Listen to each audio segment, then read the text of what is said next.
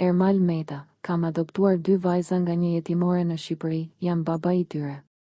Në një intervistë për Vanity Fair, këngëtari Ermal Meta ka ndarë për herë të parë një histori shumë intime të jetës së tij, rrugëtimin për t'u bërë baba i 2 vajzave nga një jetimore në Shqipëri, të cilat së shpejti do të jetojnë me të dhe partneren e tij, Kiara. Ai tregon se për vite kishte frikë të bëhej baba, nga që kishte frikë se mos përsëriste modelin e tatit të tij. Për vite me radhë kam menduar se nuk doja fëmijë, sepse kisha frikë se mos bëhesha si i madh. Nuk doja të riprodhoja atë model, ka thënë ai. Por jeta kishte plane të tjera për të. Fillimisht, lidhja e tij me një shtëpi për vajza në Shqipëri nisi si pjesë e një angazhimi human. Aty njohu 2 adoleshente që do t'i ndryshonin jetën përgjithmonë. Unë dhe Kiara, partnerja ime, për pak kohë do të kemi me vete 2 vajzat tona të tjera, që deri tani kanë qenë në një jetimore në Shqipëri. I kemi njohur kur ishim 15 vjeçe, por për shkak se nuk jemi të martuar, nuk mund t'i adoptonim.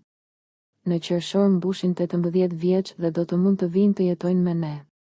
Por, po ju them, ato janë vajzat tona prej 3 vitesh.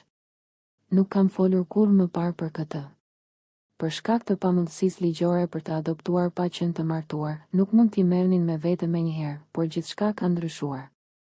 Tani vajzat janë gati të fillojnë një jetë të re me ta. Kur partnerja e tij Kiara mbeti shtatzën dhe lindi vajzën e tyre biologjike, Fortuna, reagimi i vajzave ishte emocional, i përzier me frikë dhe gëzim. Kur u tham vajzave që Kiara ishte shtatzën, u pan me njëra tjetrën. Unë i sigurova menjëherë, nuk ndryshon asgjë. Do keni një motër më shumë.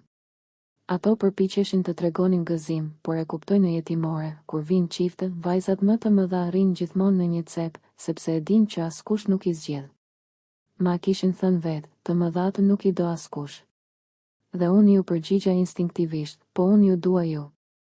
Sot, ndërsa përgatitet t'i pres në shtëpi, Ermal Meta ndan emocionin e këtij kapitulli të ri, jemi shumë të emocionuar.